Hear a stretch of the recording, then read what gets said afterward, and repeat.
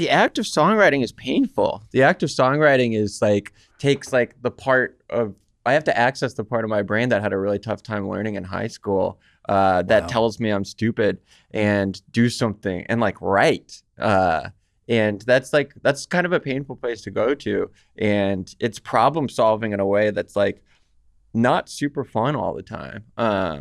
I think this is so important for people to hear. I think about young people. Hopefully there's some young people listening to this podcast, you know, that you're saying like, I'm terrified of performing and I still have to work on it. And it's been 5 or 6 years of like trying to get myself ready for it. And writing songs is really hard, and I really struggle with it because I think a lot of young people kind of feel like, oh, I want to be an artist, or in whatever they do, that it should just come easy. Yeah. That like the songs will drop out of the sky and then they perform and then they're universally adored. And you have a boss that writes you a schedule that says you need to wake up at 8:30, start writing at 9:30. You know what I mean? Just like those are the things that I yearn for. I mean, being my own boss is really, really difficult. Yeah. And as much as I have a fear of performing, I have just as big of a fear of like proving to the part of my brain that says I'm incapable, proving that part correct, you know? So I'm kind of up against that every day when I'm tasked with creating something of my own. What do you think that voice is? What do you think that doubting voice and that critical voice inside of you, where do you think it comes from? Sounds like you had a pretty loving family. And, it wasn't a family thing. Just kind of self-berating. I relate, by the way, completely. Yeah. And I think people would be really shocked to hear. It was like, wait, Petey USA was so effortlessly funny and then has this recording career and is so talented. Like, he's like, kind of is like, you stupid piece of shit. Like, exactly. You can't even finish this song, dumbass kind of thing going on. Yeah.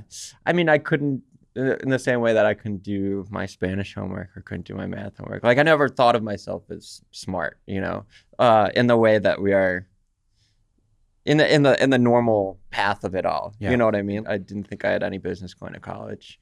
And I didn't think that I could, I've had I don't know. I think I was just like born with this like tendency to make myself feel really, really small.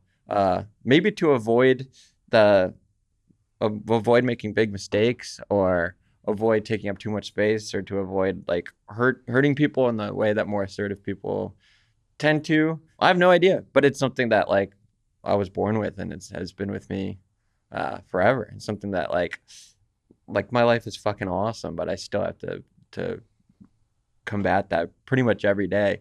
And being my own boss and being the one in charge of my productivity kind of shines a spotlight on that, like, pretty intensely. What tools do you use to calm that voice, to stay focused on the task at hand of finishing a song or writing a lyric or recording or coming up with a riff or what have you? Do you use therapy, meditation? The frequency of the critical voice has not gone down, but the duration to which it takes up space in my life has been greatly shortened every time it comes up. And that's just, it's through simply allowing time to do its thing and having experience with the voice continuing to come up and continuing to be wrong. It's kind of like, oh, there you are, voice, and I know you're going to go away soon. And sure enough, a minute or two later, it's lifted and you can just move on. Yeah, and the synapses in general, I think, have become much less. And my life has continued to get better the more that I've ignored it. But again, it doesn't stop the frequency of it because it's a daily thing. Do you talk to it, or kind of like say you're wrong, or replace it with a positive thought or anything?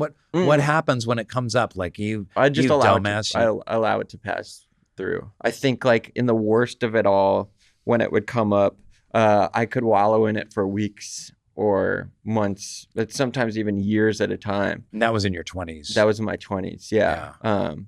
And now pretty consistently, I can have a shit morning and a really wonderful afternoon. And that's not something that was possible pretty much my whole 20s.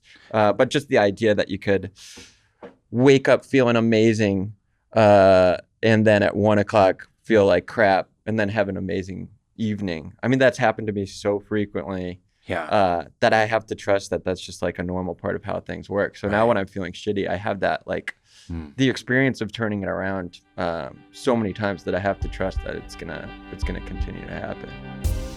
The Soul Boom Podcast. Subscribe now on YouTube, Spotify, Apple Podcasts, and wherever else you get your stupid podcasts.